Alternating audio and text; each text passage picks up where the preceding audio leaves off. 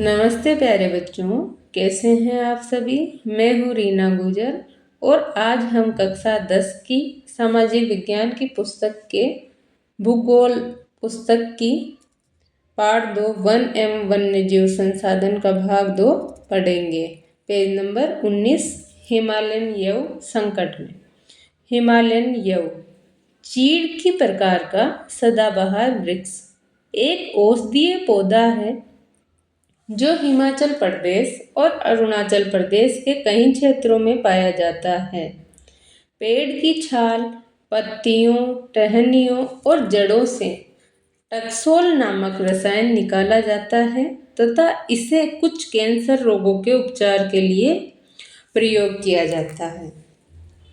इससे बनाई गई दवाई विश्व में सबसे अधिक बिकने वाली कैंसर औषधि है। इसके अत्यधिक निष्कासन से इस वनस्पति जाति को खतरा पैदा हो गया है। पिछले एक दशक में हिमाचल प्रदेश और अरुणाचल प्रदेश में विभिन्न क्षेत्रों में यव के हजारों पेड़ सूख गए हैं। भारत में जैव विविधता को कम करने वाले कारकों में वन्य जीव के आवास का विनाश, जंगली जानवरों को मारना व आखेट, पर्यावरणीय प्रदूषण व विषाक्तीकरण और दावानल आदि शामिल है। पर्यावरण विनाश के अन्य मुख्य कारकों में संसाधनों का असमान बंटवारा व उनका असमान उपभोग और पर्यावरण के रखरखाव की जिम्मेदारी में असमानता शामिल है। आमतौर पर विकासशील देशों में पर्यावरण विनाश का मुख्य दोषी अत्यधिक जनसंख्या को माना जाता है। यद्यपि एक अमेरिकी नागरिक का औसत संसाधन उपभोग एक सोमाली नागरिक के औसत उपभोग से 40 गुना ज़्यादा है। इसी प्रकार शायद भारत के 5% धनी लोग 25% गरीब लोगों की तुलना में अपने संसाधन उपभोग द्वारा पर्यावरण को अधिक नुकसान पहुंचाते हैं तथा इन 5% लोगों की पर्यावरण रखरखाव में भी कोई जिम्मेदारी नहीं है। प्रश्न यह है कि कौन, क्या, कहां से और कितना उपभोग कर रहा है। क्या आप जानते हैं कि भारत के आधे से अधिक प्राकृतिक वन लगभग खत्म हो चुके हैं। 1/3 जलमग्न भूमि वेटलैंड सूख चुकी है। 70% धरातलीय जल क्षेत्र वाटर बॉडीज प्रदूषित है। 40% मैनग्रोव क्षेत्र लुप्त हो चुका है और जंगली जानवरों के शिकार और व्यापार तथा वाणिज्य की दृष्टि से कीमती पेड़ पौधों की कटाई के कारण हजारों वनस्पति और वन्य जीव जातियां लुप्त होने के कगार पर पहुंच गई है। वनों और वन्य जीवन का विनाश मात्र जीव विज्ञान का विषय ही नहीं है। जैव संसाधनों का विनाश सांस्कृतिक विविधता के विनाश से जुड़ा हुआ है। जैव विनाश के कारण कई मूल जातियां और वनों पर आधारित समुदाय निर्धन होते जा रहे हैं और आर्थिक रूप से हाशिए पर पहुंच गए हैं। ये समुदाय खाने पीने, औषधि, संस्कृति, अध्यात्म इत्यादि के लिए वनों और वन्य जीवों पर निर्भर करते हैं।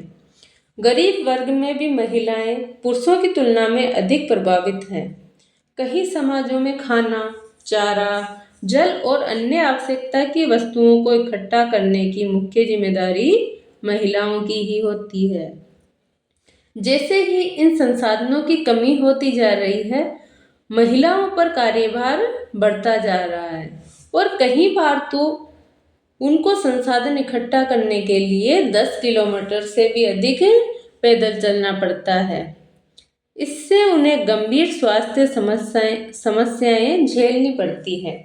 काम का समय बढ़ने के कारण घर और बच्चों की उपेक्षा होती है, जिसके गंभीर सामाजिक दुष्परिणाम हो सकते हैं। वन कटाई के परोक्ष परिणाम जैसे सूखा और बाढ़ भी गरीब तबके को सबसे अधिक प्रभावित करता है। इस स्थिति में गरीबी पर्यावरण निम्नीकरण का सीधा परिणाम होता है। भारतीय उपमहाद्वीप में वन और वन्य जीवन मानव जीवन के लिए बहुत कल्याणकारी है। अतः यह आवश्यक है कि वन और वन्य जीवन के संरक्षण के लिए सही नीति अपनाई जाए। बच्चों, अगला टॉपिक है भारत में वन और वन्य जीवन का संरक्षण। वन्य जीवन और वनों में तेज गति से हो रही कमी के कारण इनका संरक्षण बहुत आवश्यक हो गया है। परंतु हमें वनों और वन्य जीवन का संरक्षण करना आवश्यक क्यों है? संरक्षण से पारिस्थितिकी विविधता बनी रहती है तथा हमारे जीवन साध्य संसाधन जल, वायु और मृदा बने रहते हैं। ये विभिन्न जातियों में बेहतर जनन के लिए वनस्पति और पशुओं में जिन्स विविधता को भी संरक्षित करती है। उदाहरण के तौर पर हम कृषि में अभी भी पारंपरिक फसलों पर निर्भर हैं। जलीय जैव विविधता मोटे तौर पर मछली पालन बनाए रखने पर निर्भर है। 1960 और 1970 के दशकों के दौरान पर्यावरण संरक्षकों ने राष्ट्रीय वन्य जीवन सुरक्षा कार्यक्रम की पुरजोर मांग की।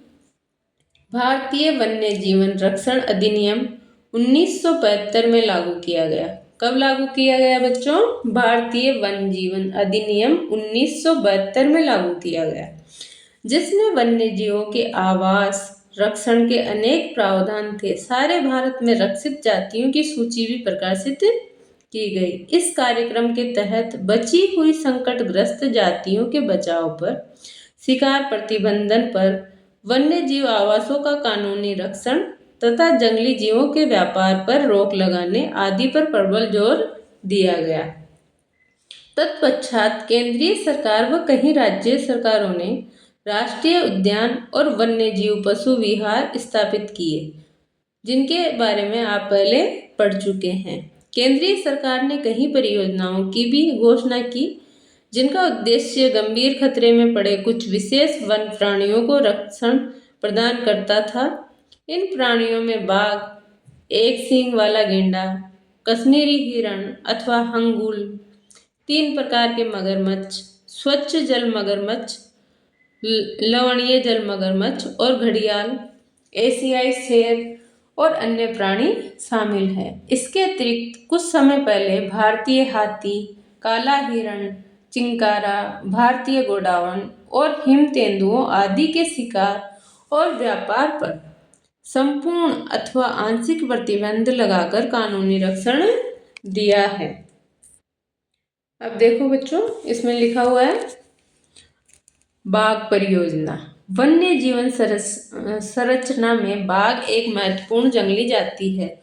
1973 में अधिकारियों ने पाया कि देश में 20 शताब्दियों के आरंभ में बाघों की अनुमानित संख्या 55,000 से घटकर 1,827 रह गई है। बाघों को मारकर उनको व्यापार के लिए चोरी करना, आवासीय स्थलों का सिकुड़ना, भोजन के लिए आवश्यक जंगली उपजातियों की संख्या कम होना और जनसंख्या में वृद्धि बाघों की घटती संख्या के मुख्य कारण हैं। बाघों की खाल का व्यापार और उनकी हड्डियों का एशियाई देशों में परंपरागत औषधियों में प्रयोग के कारण ये जाति विलुप्त होने की कगार पर पहुंच गई है। चूँकि भारत और नेपाल दुनिया की 2/3 बाघों को आवास उपलब्ध करवाते हैं। बच्चों, इम्पोर्टेंट है, अंडरलाइन कर लेना। भारत और नेपाल दुनिया की 2/3 बाघों को आवास उपलब्ध करवाते हैं। अतः ये देश ही शिकार, चोरी और गैरकानूनी व्यापार करने वालों के मुख्य निशाने पर है। प्रोजेक्ट टाइगर विश्व की बेहतरीन वन्य जीव परियोजनाओं में से एक है और इसकी शुरुआत 1973 में हुई। बेटा, ये भी इम्पोर्टेंट है। प्रोजेक्ट टाइगर विश्व की बेहतरीन वन्य जीव परियोजनाओं में से एक है और इसकी शुरुआत कब हुई? 1973 में। और भारतीय वन्य जीवन अधिनियम कब बनाया गया? 1972 में। तो एक साल बाद में 1973 में प्रोजेक्ट टाइगर की शुरुआत हुई। बाघ संरक्षण मात्र एक संकटग्रस्त जाति को बचाने का प्रयास नहीं है, अपितु इसका उद्देश्य बहुत बड़े आकार के जीव जाति को भी बचाना है।